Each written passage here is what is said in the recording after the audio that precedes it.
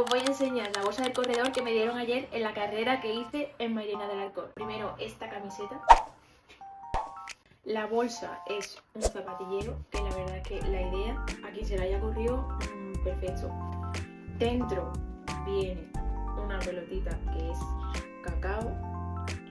Después este es paté ibérico Pedro Jiménez con pasas. Una muestra de champú, esto, ambientador para el coche y un botecito de crema.